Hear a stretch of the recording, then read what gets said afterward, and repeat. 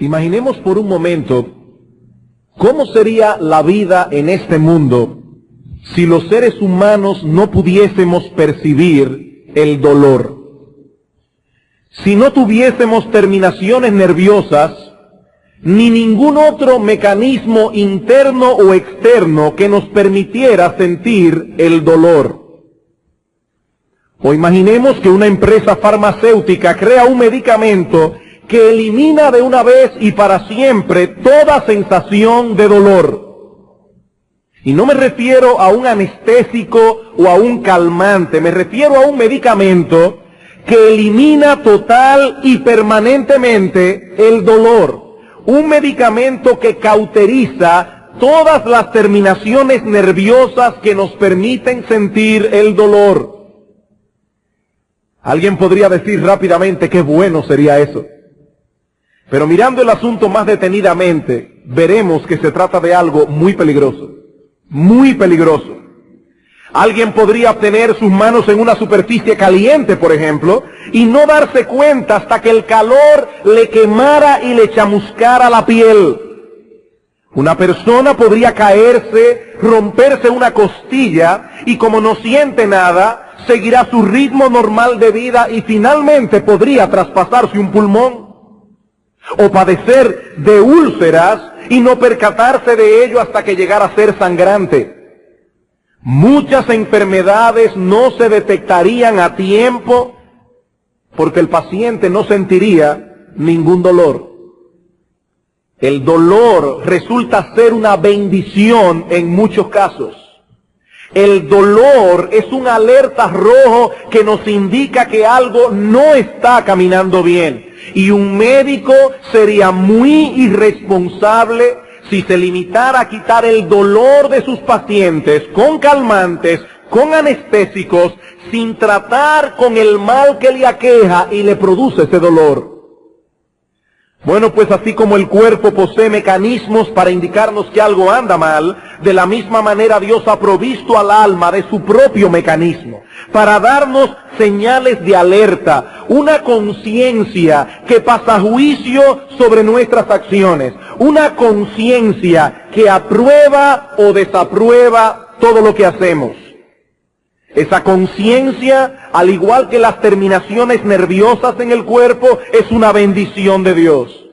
Ese sentido de culpa que siente un hombre cuando hace lo malo es la alarma de la que se vale nuestro Dios para indicarnos que algo anda mal con nosotros que debe ser tratado.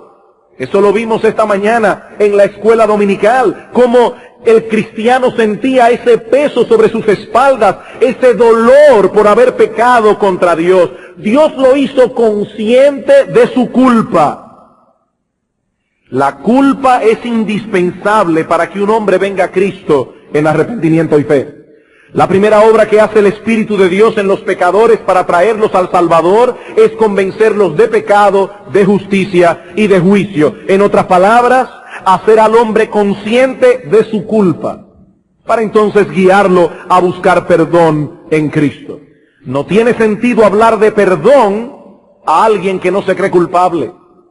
Por eso Dios ha puesto esas terminaciones nerviosas espirituales en el alma, la conciencia, para que el hombre pueda percibir que algo no anda bien en su vida. Cauterizar esas terminaciones nerviosas es un error, es un terrible error. Darle un anestésico al alma para que no se sienta culpable, sin tratar al mismo tiempo con el pecado que ha producido ese sentimiento de culpa, mi amigo, eso no es un consuelo, eso es una maldición. Eso es una maldición. Tristemente, eso es lo que tiende a hacer la psicología moderna. Y todas las ramas del conocimiento humano que han sido influenciadas por el pensamiento de Sigmund Freud. La influencia que Freud ha tenido en el hombre del siglo XX es muy difícil de cuantificar, pero ha sido muy profunda. Aún aquellos que nunca han escuchado su nombre, personas que no tienen la más remota idea de quién era él, probablemente han recibido en sus vidas el impacto de sus teorías, aún sin saberlo. Y uno de los aspectos al que este hombre prestó mucha atención fue precisamente el de la culpa. El de la culpa. Para Sigmund Freud, el sentido de culpa individual es un mal, no un bien. Es un mal que frena el desarrollo de la civilización. Una ilusión que debe ser rechazada, dice Freud. Vamos a buscar a alguien a quien culpar. Vamos a buscar a alguien a quien hacer responsable de tus pecados. Pueden ser tus amigos, pueden ser tus padres, pueden ser la sociedad, puede ser la situación económica, cualquier cosa, pero deja ya de sentir remordimiento. Eso no es bueno, eso no es saludable. El sentido de la culpa está siendo eliminado en nuestra generación. Y consecuentemente el hombre no percibe que hay algo que está mal en él, algo que debe ser corregido. Y lo más triste es que ese pensamiento ha encontrado lugar en muchas iglesias hoy día. Le compartí al pastor Salvador Gómez en el intermedio que yo no sabía que él iba a hablar de esto, pero yo tenía este punto en mi sermón aún antes de que él lo mencionara, y la misma ilustración que él usó. Hay un famoso ministro norteamericano que dice que la gente se pasa la semana entera lidiando con un mundo difícil para entonces ir a la iglesia el domingo a escuchar hablar del pecado, hablar del juicio, hablar de la culpa. Por eso su ministerio se basa mayormente en predicar cosas positivas. Eso es lo que a la gente le gusta oír, cosas positivas, evadiendo todo aquello que pueda cargar la conciencia de sus oyentes. El problema con esto es similar al que tendríamos si cauterizamos las terminaciones nerviosas del cuerpo para que no sintamos dolor. Un hombre corre peligro cuando algo está mal en él y no existe mecanismo alguno para hacérselo saber. Ese hombre corre peligro. Es por eso que Dios nos dio una conciencia. Y además de una conciencia nos dio la ley para revelarnos a través de ella nuestras transgresiones. En Romanos capítulo 3, versículo 20 dice Pablo que el conocimiento del pecado viene a través de la ley. ¿Cómo yo sé que algo está mal? ¿Cómo yo sé que algo es pecaminoso? Por medio de la ley. La ley educa la conciencia. Le da a la conciencia una base perfecta de justicia para que ella pueda pasar juicio sobre todas nuestras acciones. Y eso es precisamente lo que hemos estado haciendo en esta serie de sermones en los 10 mandamientos, exponiendo el alcance de la ley moral de Dios para que la conciencia pueda hacer su trabajo adecuadamente. En los 3 sermones anteriores centramos nuestra atención en el 5º mandamiento. A partir de hoy comenzaremos a considerar el 6º. Éxodo capítulo 20, versículo 13. Éxodo capítulo 20, versículo 13, dice así, el 6º mandamiento, no matarás. ¿Cuál es el 6º mandamiento? Muy simple, no matarás. Ahora bien, con este mandamiento ocurre que prácticamente todo el mundo lo acepta como bueno y válido. Todo ser civilizado acepta como un hecho condenable e incluso pecaminoso que un hombre quite la vida a otro hombre injustamente. Sin embargo, no todos comprenden el amplio alcance de este mandamiento, de tal manera que muchos lo violan a diario sin sentirse culpable por ello. La conciencia de la que hemos estado hablando no está bien informada y consecuentemente las terminaciones nerviosas del alma no están dando la señal correcta.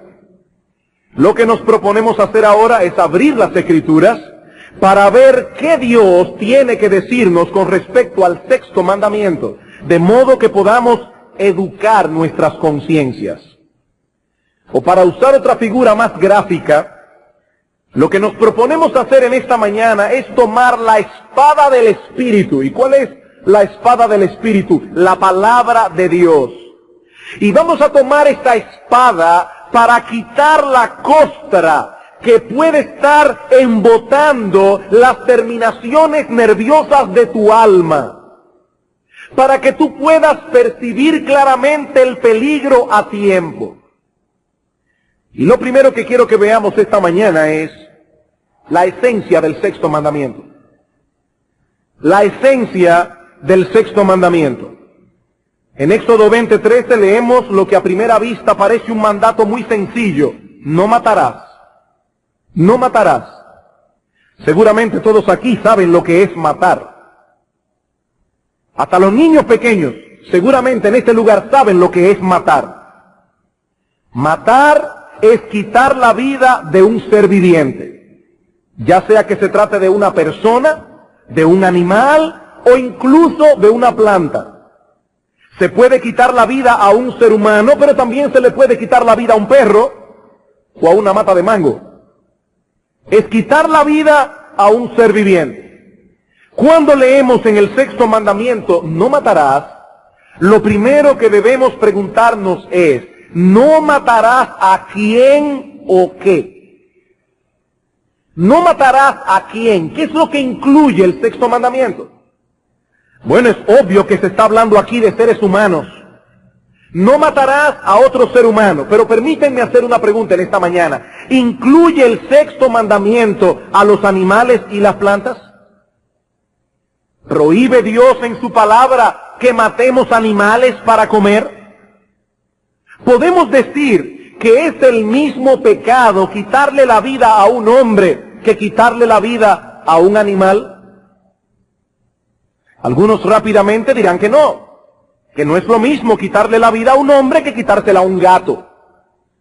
Pero entonces tenemos que preguntarnos, ¿por qué no? ¿Por qué no?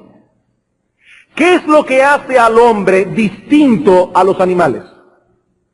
¿Por qué tiene un hombre más dignidad que un perro o una rata? Hermanos y amigos, si no tenemos una respuesta adecuada para esta pregunta, no podremos comprender la esencia ni el alcance del sexto mandamiento.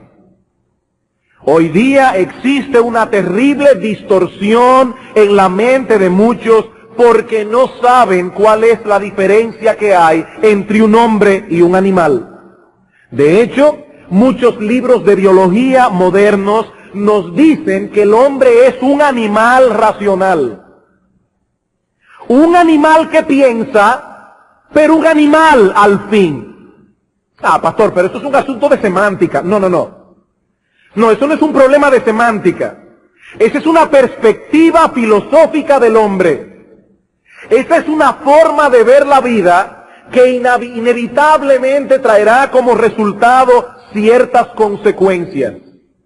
Si el hombre es un animal, no distinto a los demás animales que pueblan el planeta, no importa que posea la capacidad de razonar y pensar, el hombre no debe ser tratado en ningún sentido en una forma distinta a como tratamos una rata o a un mosquito. De ninguna manera. No hay ninguna razón para hacer esa distinción. Si partimos de la premisa de que el hombre es un animal y no un ser creado a la imagen y semejanza de un Dios personal e inteligente, necesariamente llegaremos a la conclusión de que un hombre no merece un trato más especial que el que dispensamos a cualquier animal. De hecho, esa es la conclusión a la que han llegado muchos ambientalistas hoy día.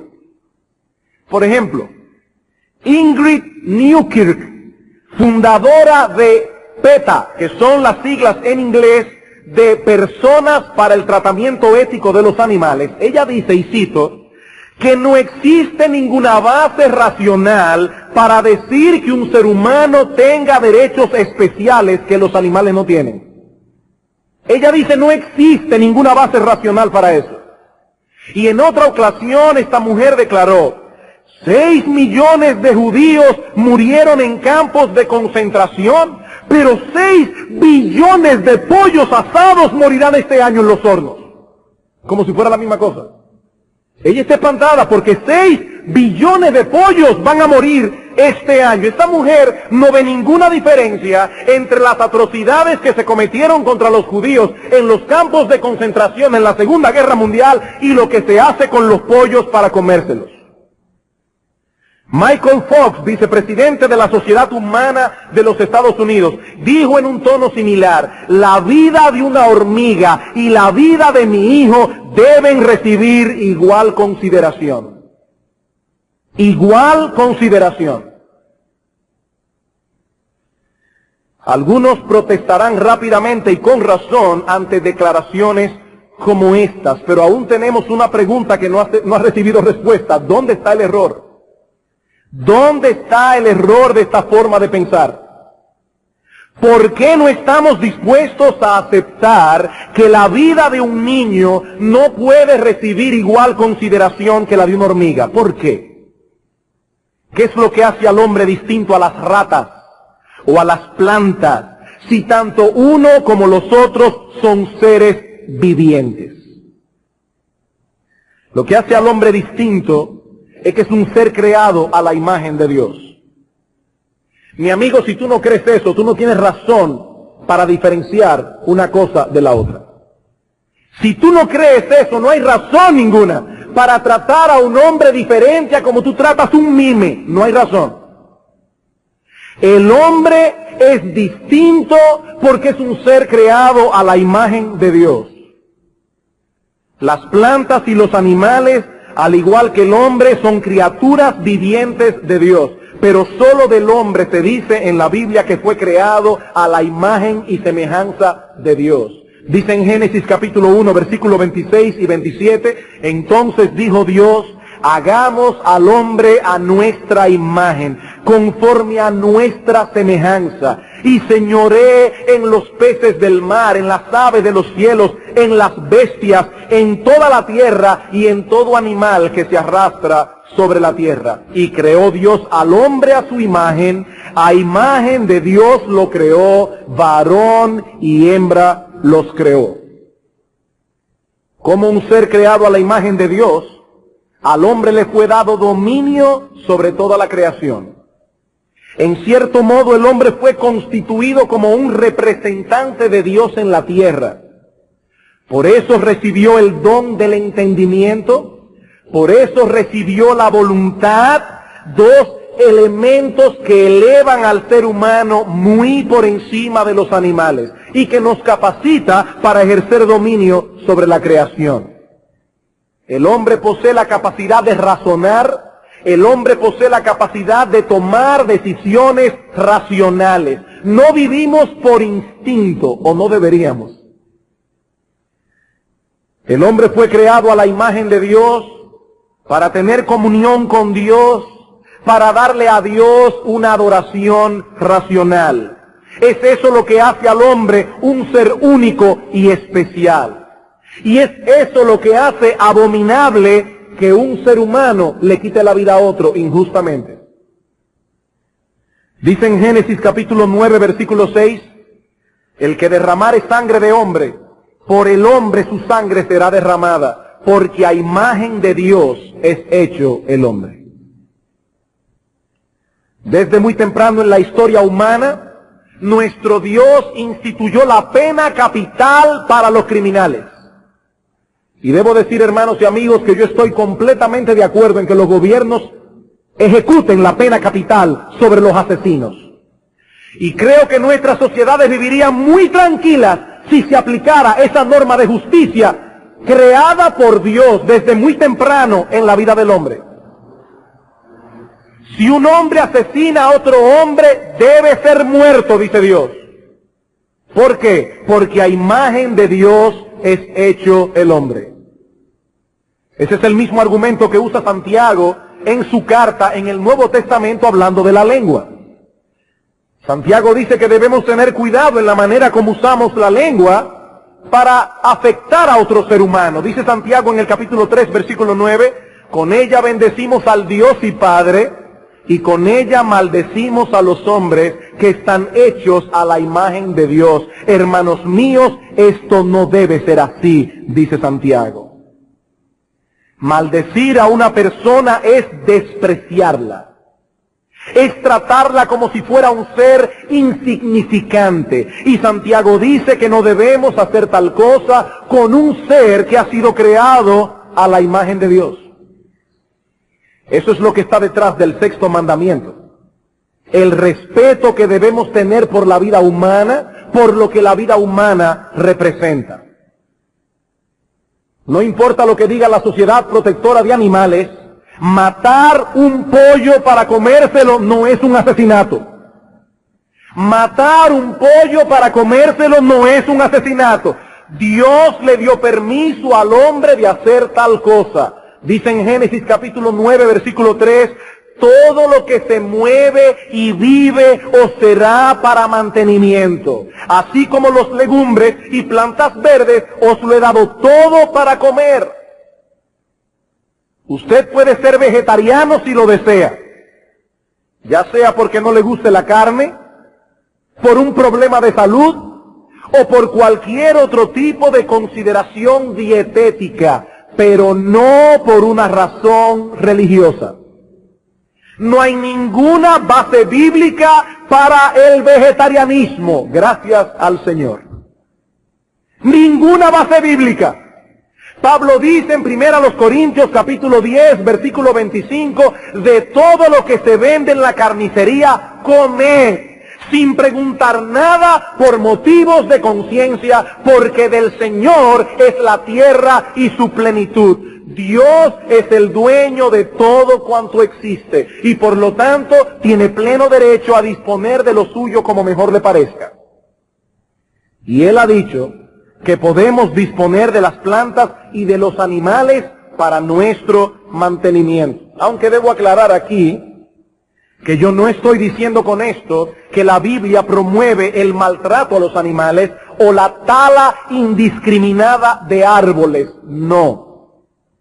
Así como Dios permite al hombre hacer uso de su creación para su sostén y bienestar, la Biblia también revela que Dios cuida de su creación y que el hombre debe hacer lo mismo. Dice Cristo en Mateo capítulo 6, versículo 25 en adelante, que Dios cuida de las aves y que Dios viste a los lirios del campo. Dios cuida de su creación, no solo del hombre, sino también de las plantas y los animales. Y Él espera que el hombre haga lo mismo. Como un ser creado a la imagen de Dios, el hombre no está supuesto a ser cruel con los animales. El hombre no está supuesto a destruir el medio ambiente. En ese sentido, los ambientalistas tienen parte de razón. Dice Proverbios capítulo 12, versículo 10, que el justo cuida de la vida de su bestia, mas el corazón de los impíos es cruel. Es un síntoma de impiedad ser crueles con los animales. Y en Deuteronomio capítulo 20, versículo 19, el Señor le dio órdenes claras y precisas a su pueblo, que cuando llegara a la tierra prometida, no talara los árboles indiscriminadamente. Usa lo que necesites, pero cuidado con la tala indiscriminada de árboles. Dios cuida su creación. Podemos hacer uso de la creación, pero debemos cuidar de ella.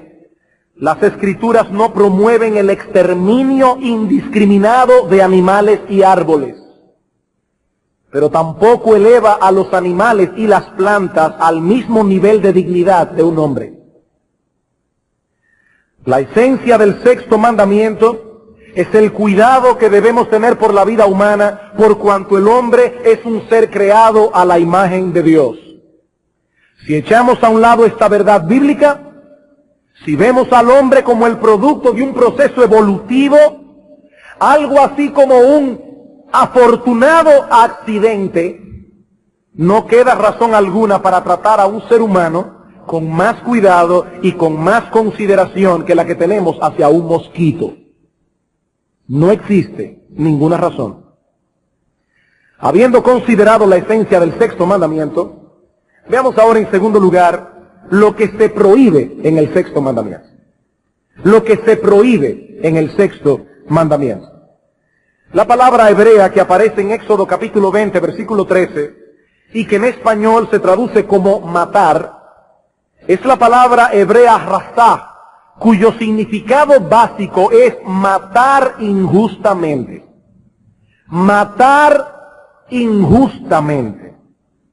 Es interesante notar que esta palabra nunca aparece en el Antiguo Testamento en el contexto o en un contexto en el que sea Dios quien quite la vida a un ser humano. No, porque ya eso no es rasá. Cuando es Dios que lo hace, no es injustamente. Tampoco esta palabra aparece en el Antiguo Testamento para hablar de aquellos que mueren en una guerra. No. ¿Y por qué no? Porque el sexto mandamiento no contiene una prohibición absoluta a quitar la vida de un ser humano. Escuchen bien, hermanos, esto es importante. El sexto mandamiento no prohíbe absolutamente, o sea, como una prohibición absoluta, quitar la vida de un ser humano. Hay ocasiones en que hay que quitar la vida de un ser humano. Por ejemplo, ya vimos anteriormente que en Génesis capítulo 9, versículo 3, Dios instituyó la pena capital para los criminales. Dios le dio permiso al hombre, al gobierno civil, para quitar la vida de un hombre que le quite la vida a otro. Eso es a lo que se refiere Pablo en Romanos capítulo 13, versículos 1 al 4. Quisiera por favor que fueran conmigo a Romanos capítulo 13. Aquí no se está hablando de venganza personal, aquí se está hablando de un gobierno que pasa juicio y aplica y ejecuta la pena capital. Dice en Romanos capítulo 13, versículo 1, sométase toda persona a las autoridades superiores, es decir, al gobierno civil, porque no hay autoridades sino de parte de Dios, y las que hay por Dios han sido establecidas, de modo que quien se opone a la autoridad, a lo establecido por Dios, resiste. Y los que resisten acarrean condenación para sí mismos, porque los magistrados no están para infundir temor al que hace el bien, sino al malo. ¿Quieres pues no temer la autoridad? Haz lo bueno y tendrás alabanza de ella, porque el gobierno civil, esa es la idea, es servidor de Dios para tu bien. Pero si haces lo malo, teme, porque no en vano lleva la espada, pues es servidor de Dios, vengador para castigar al que hace lo malo. Cuando el gobierno aplica la pena capital a los criminales, no está cometiendo un homicidio. Es justo delante de Dios que los criminales sean muertos. La espada de la que se habla en el pasaje es el instrumento con que cuentan los gobiernos para castigar a los malhechores, sea la silla eléctrica, sea un paredón o sea una inyección letal. No en vano Dios le dio al gobierno la autoridad, es lo que dice Pablo, para aplicar la pena capital, y cuando el gobierno lo hace, no está violando el sexto mandamiento. El que derramare sangre de hombre, por el hombre su sangre será derramada, dice Dios. La ejecución de este principio de justicia de ningún modo debe ser considerada como una violación del sexto mandamiento. Tampoco podemos aplicar el sexto mandamiento a aquellos soldados que pelean en una guerra para defender la soberanía nacional. No. Los gobiernos están llamados a defender la nación, aún con el uso de las armas si es necesario. Y no es que estemos promoviendo la guerra de ninguna manera. Las guerras siempre deben ser consideradas como un mal. Lo que está pasando en estos momentos en Yugoslavia es una terrible tragedia que debe afectarnos a todos. No, aquí no estamos aprobando la guerra, pero hermanos y amigos, hay una realidad. Vivimos en un mundo caído y no podemos evadir el hecho de que muchos gobiernos han tenido y tendrán que hacer uso de las armas para defender su soberanía. El sexto mandamiento no prohíbe tal cosa. Tampoco prohíbe el sexto mandamiento la defensa personal. Hay momentos en que para defender la propia vida hay que quitarle la vida al otro. El sexto mandamiento no prohíbe tal cosa. ¿Qué es entonces lo que el sexto mandamiento prohíbe?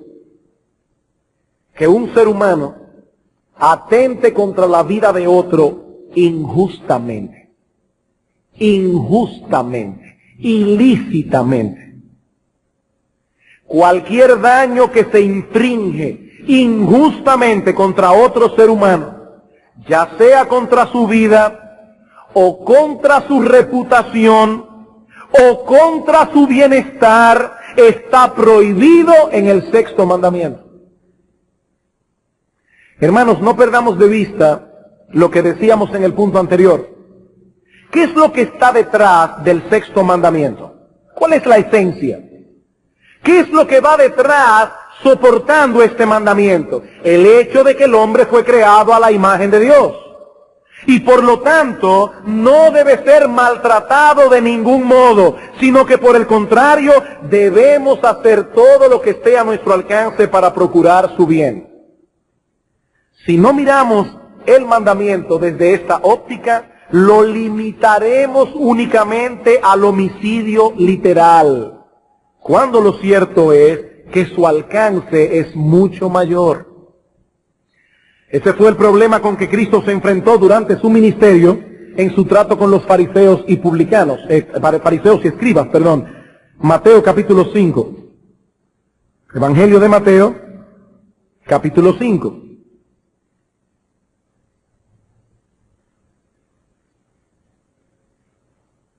Versículos 21 al 22.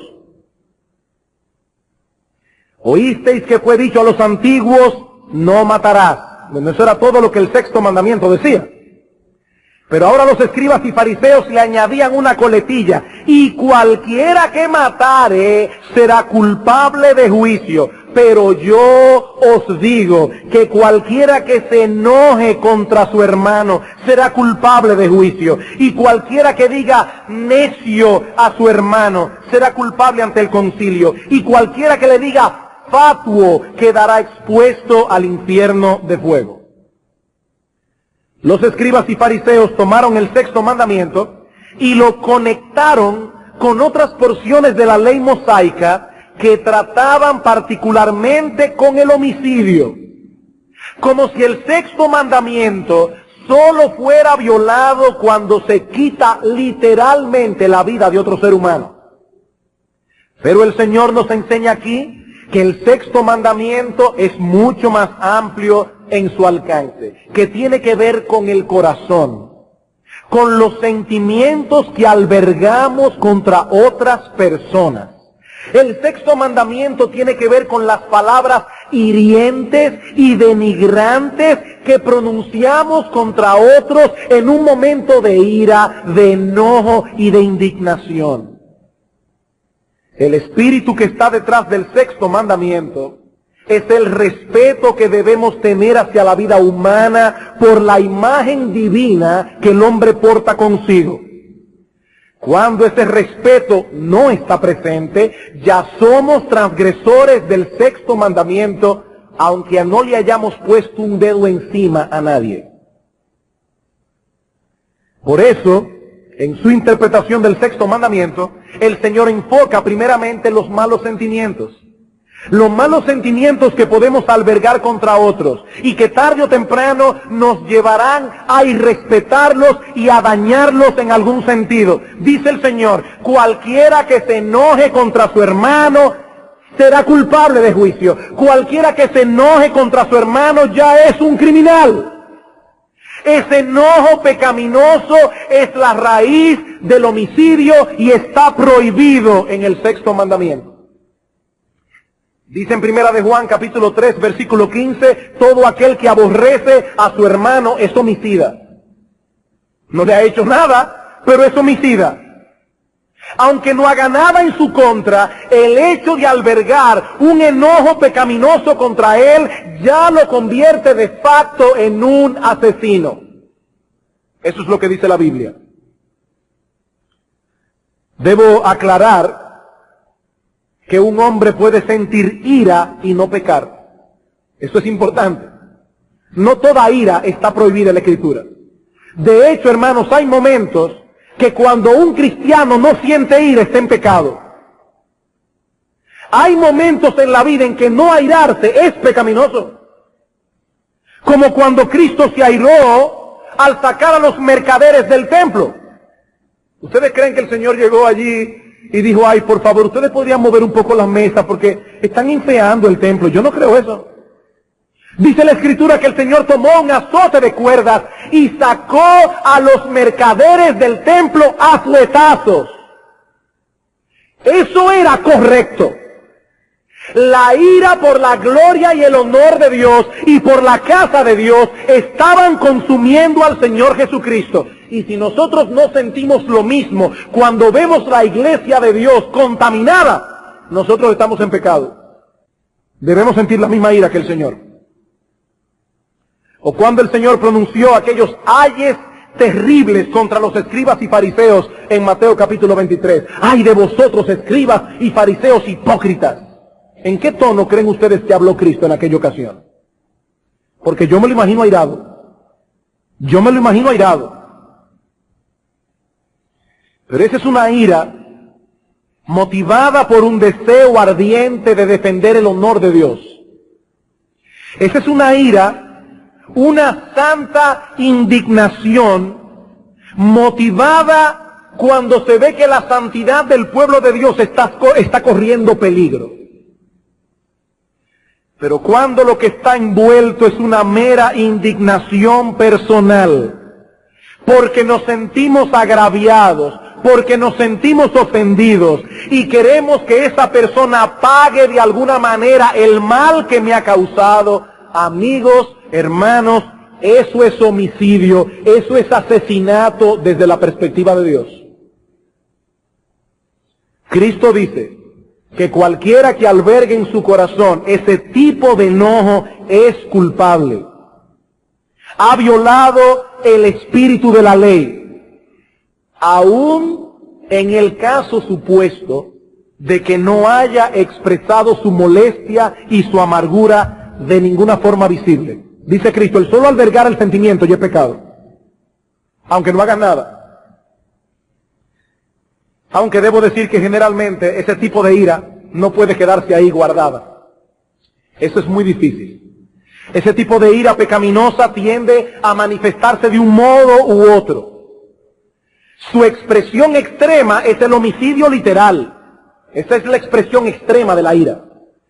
Pero nuestro Señor nos enseña en este texto que hay otras maneras como podemos dar riendas sueltas a la ira y que son más comunes que el homicidio literal. ¿Qué dice en el versículo 22 de Mateo capítulo 5?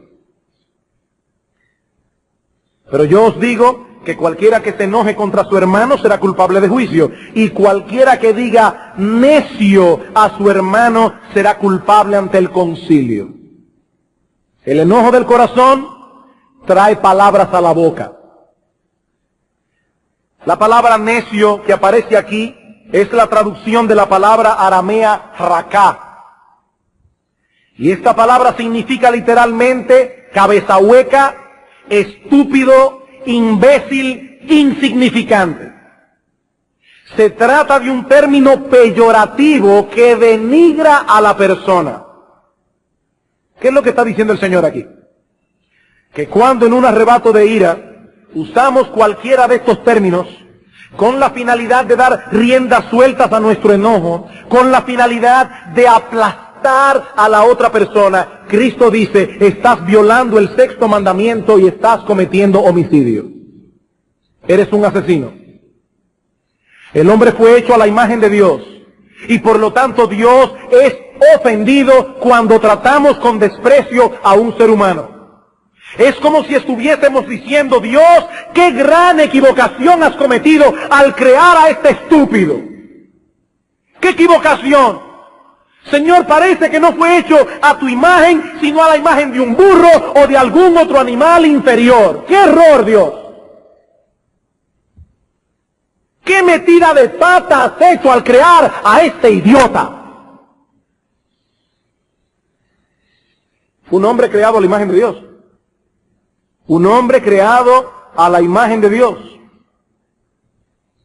Cuando hacemos tal cosa, estamos cometiendo un grave, gravísimo pecado delante de Dios. Porque ese ser humano, a quien estamos tratando de esa manera, fue hecho a su imagen y semejanza. Niños, escuchen bien. Niños, escuchen bien. Cuando tratamos a un amigo, cuando tratamos a uno de nuestros hermanos de esa manera, estamos cometiendo un gravísimo pecado a los ojos de Dios. Estamos cometiendo un homicidio, dice Cristo. La otra expresión que aparece en el texto es fatuo. Para esa palabra en el siglo XX se oye hasta bonita. Dice aquí, cualquiera que le diga fatuo quedará expuesto al infierno de fuego. Esta es una traducción del hebreo moré, que significa literalmente rebelde o apóstata. Era uno de los insultos más grandes que se le podía hacer a un judío en los días de Cristo. Ahora, yo debo aclarar que Cristo no está prohibiendo aquí absolutamente el uso de estas palabras. Hay momentos en que la ley del amor debe llevarnos a hacerle ver a alguien que está siendo un rebelde. Hay momentos en que cabe decirle a una persona, fulano, te estás comportando como un apóstata, te estás dirigiendo a apostatar de la fe. Lo que el Señor prohíbe en el texto, o para ponerlo de otro modo, lo que prohíbe el sexto mandamiento implícitamente, es el uso de expresiones como esas, como una manifestación de ira o enojo. Una vez más, el punto es el cuidado que debemos tener al tratar con otro ser humano por causa de la imagen divina que lleva consigo. Esa es la idea. Albergar sentimientos malignos hacia cualquier persona y manifestar tales sentimientos a través de palabras hirientes, denigrantes, es una ofensa grave contra Dios. Los seres humanos no están supuestos a ser tratados de ese modo. Como alguien decía, que un hombre no debe ser tratado como un par de botas ni para sacarle brillo. Ni para sacarle brillo. Pastor, es que yo soy sincero. Yo soy un hombre sincero. Y yo digo lo que pienso. No, mi amigo, no te engañes tu corazón. Eso no es sinceridad, eso es homicidio. Eso es asesinato. El mismo principio que te lleva a ti a denigrar de ese modo a otro ser humano es el mismo principio que lleva al asesino a cometer su homicidio. Independientemente de que una reacción sea el extremo de la otra, sigue siendo el mismo principio de maldad el que produce ambas acciones. Muchos se amparan en una supuesta sinceridad para dar riendas sueltas al enojo y a la ira que guardan en el corazón. Son personas rencorosas, son personas vengativas, son personas que no pueden quedarse calladas. Les resulta imposible soportar el agravio en silencio, pasar por alto la ofensa o tratar de resolver el problema con mansedumbre. Eso es imposible. Me siento airado con esta persona. Y lo correcto es que sea sincero y se lo haga saber. Yo deseo que se sienta mal por lo que me ha hecho. Yo quiero que sepa que estoy herido, que sepa lo que pienso de él, que para mí no es más que un imbécil y un animal. Mi amigo, eso no es sinceridad, eso no es sinceridad, eso es falta de dominio propio, eso es falta de un espíritu perdonador, dos elementos que han llevado a muchas personas a cometer un homicidio. Falta de dominio propio, falta de un espíritu perdonador. Cristo dice que los ciudadanos de su reino no son así, o no deben ser así. Yo no estoy diciendo con esto que los cristianos no tienen lucha con este espíritu homicida que se alojó en el corazón del hombre desde la caída de nuestros primeros padres. No, yo no estoy diciendo eso. Los cristianos tienen pasiones que combaten en sus miembros. El pecado todavía mora en ellos. Y cuando son ofendidos, cuando son maltratados, esas pasiones se encienden y tratan de llevarlo a pecar. La diferencia entre el espíritu cristiano y el espíritu farisaico es la actitud con que ambos enfrentan ese problema. La actitud. El fariseo no se inquieta cuando él percibe que en su corazón hay enojo y amargura. Él no se inquieta. Siempre y cuando él no mueva un dedo para hacerle daño al otro, él está tranquilo. Él lo desea. Él desea que al otro lo parta un rayo. Pero como él no ha hecho nada para procurar que el rayo lo parta en dos, como él no ha hecho nada que procure un daño físico a esta persona, él se siente justificado y tranquilo. El fariseo ni siquiera se inquieta cuando da riendas sueltas a su enojo. Denigra a los demás. Los trata como animales. Sobre todo cuando sale a manejar en el tráfico de nuestro país. Pero como él no ha traspasado la letra de la ley, él no tiene nada de qué preocuparse. Esas expresiones de ira son un desahogo saludable. Ustedes sabían que hay técnicas psicológicas de desahogo. Hay psicólogos que dicen, usted se siente airado, vaya a su casa, coja un cuchillo de la cocina, busque una almohada, imagínese que esa almohada es la persona que la ha ofendido y métale el cuchillo 1000 veces. Y desahóguese. Es un desahogo saludable. Grite, cierre la ventana y comienza a gritar. Y a decir todos los vituperios y todas las malas palabras que le salgan por su boca. Y usted va a ver qué bien se va a sentir. No lo reprima, desahóguese.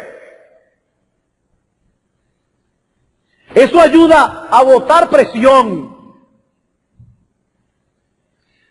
Pero el cristiano verdadero ve la vida de otro modo. El creyente lucha contra esos sentimientos malignos que residen en su interior. Y cuando se da cuenta que se ha dejado vencer por esto, se siente mal.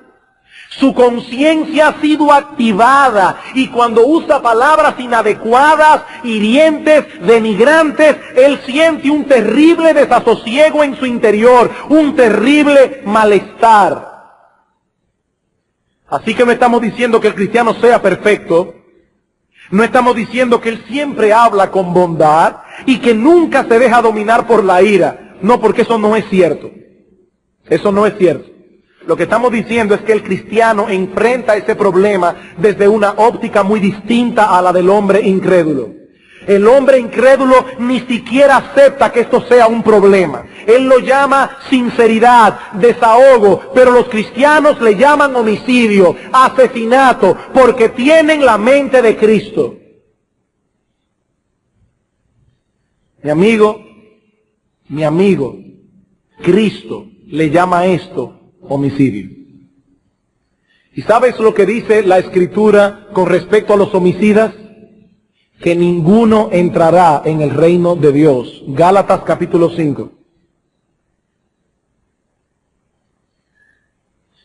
Gálatas capítulo 5.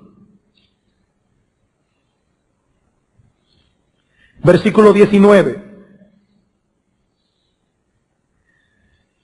Y manifiestas son las obras de la carne, que son adulterio, fornicación, inmundicia, lascivia, hechicería o idolatrías, hechicerías, enemistades, pleitos, celos, iras, contiendas, disensiones, herejías, envidias, homicidios, borracheras, orgías y cosas semejantes a estas, acerca de las cuales os amonesto, como ya os lo he dicho antes, que los que practican tales cosas no heredarán el reino de Dios. No heredarán el reino de Dios. El texto no podía ser más claro. Dios dice en su palabra que tales personas no entrarán en su reino. Ahora bien, mi amigo, el propósito de explicarte hoy en la mañana el verdadero alcance del sexto mandamiento es que puedas hacer una evaluación objetiva de tu situación delante de Dios. Como decíamos en la introducción, estamos tomando la espada de la palabra y estamos raspando la costra que ha hecho insensible las terminaciones nerviosas de tu alma. Y estamos haciendo eso no porque somos malos y porque queremos que tú sientas dolor, porque somos masoquistas. No, mi amigo, estamos haciendo eso porque es peligroso no sentir dolor cuando hay razón para sentir dolor. Eso es peligroso. Y ahora yo te pregunto, tú que has oído lo que la Biblia dice acerca del asesinato, lo que la Biblia dice acerca del homicidio, yo te pregunto, mi amigo, ¿no has albergado tú malos sentimientos en tu corazón contra otros? Yo te pregunto, mi amigo, ¿no has usado tú palabras denigrantes, expresiones hirientes, creadas calculada y fríamente para hacer sentir mal al que te ha ofendido? Para aplastar a la otra persona. Pues eso, mi amigo, es homicidio. Es homicidio. A los ojos de Dios, eso es un asesinato. Y tú deberías sentirte culpable por eso. Deberías sentirte culpable por esto. Pero ¿sabes qué? Dios ha provisto alivio para la culpa. Dios ha provisto alivio para la culpa. Dios ha provisto perdón en Cristo. Perdón absoluto, total y gratuito para todos nuestros pecados. Esa es la buena noticia del Evangelio, que hay perdón en Cristo para todo aquel que cree. Mi amigo, no anestesies tu conciencia en esta mañana. No le metas un sedante a tu conciencia en esta mañana, minimizando tu falta, evadiendo tu responsabilidad o simplemente no pensando en esto. Porque sabes una cosa, llegará el día en que no podrás evitar pensar en esto. Llegará el día en que no podrás dejar de pensar en este asunto y probablemente será demasiado tarde. Dios te está dando hoy la oportunidad no de anestesiar tus pecados, no de anestesiar tu conciencia culpable, sino que Dios te está dando la oportunidad de quitar de una vez por todas el tumor maligno que hay en tu corazón. Hay perdón en Cristo para todo aquel que cree. Perdón total, absoluto. Y óyeme bien, mi amigo, gratuito. Gratuito. La salvación es por gracia, por medio de la fe. Solo Cristo puede salvar al pecador poniendo en su cuenta perfecta su justicia por medio de la fe. Al que cree, dice Pablo en Romanos 4, su fe le es contada por justicia. Su fe es puesta en su cuenta en el cielo como justicia. Mi amigo, la ley de Dios nos acusa, la ley de Dios nos condena, pero no puede hacer nada más. Es por esto que nadie puede salvarse cumpliendo los 10 mandamientos. Porque nadie en sus propias fuerzas puede vivir a la altura de lo que esos mandamientos demandan. Nadie. Pero Cristo sí los cumplió y a la perfección. Y murió en la cruz por un montón de pecadores que no podían cumplirlos, para pagar en esa cruz la deuda de todos ellos. Y ahora Cristo, por medio del Evangelio, ofrece perdón por medio de la fe. Y ese perdón, mi amigo, se te ofrece hoy a ti, si vienes a Cristo arrepentido de tus pecados, confiando únicamente en Él y clamando por misericordia. Espero que tu conciencia haya sido despertada hoy. Espero que las terminaciones nerviosas de tu alma estén ahora funcionando mejor. Pero espero que puedas encontrar alivio para la culpa en el único que puede darte un alivio real y duradero, nuestro bendito Señor Jesucristo. Ven a Él, refúgiate en Él, porque nunca ha habido nadie, por más negros que hayan sido sus pecados, que no haya encontrado en Cristo perdón absoluto y total. Dios ofrece hoy libremente alivio para tu culpa, un alivio real y duradero. Vamos a orar. Señor y Dios nuestro, gracias porque tu palabra es clara al revelarnos cuál es nuestra condición delante de ti. Ciertamente, Señor, luego de haber oído la exposición de tu palabra, oh Señor, ¿quién puede decir yo nunca he sido un asesino? Pero Padre, qué bueno que en Cristo hay perdón para todos nuestros pecados. Qué bueno, oh Señor, que dice la Escritura que si nuestros pecados fueren como la grana, como la nieve serán emblanquecidos, y si fueren rojos como el carmesí, vendrán a ser como blanca lana.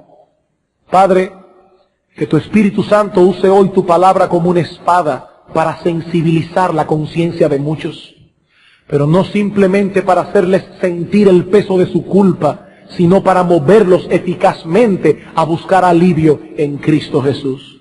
Ven, Señor, y aplica tu palabra con poder en esta mañana. Te lo suplicamos en nuestro Salvador. Amén.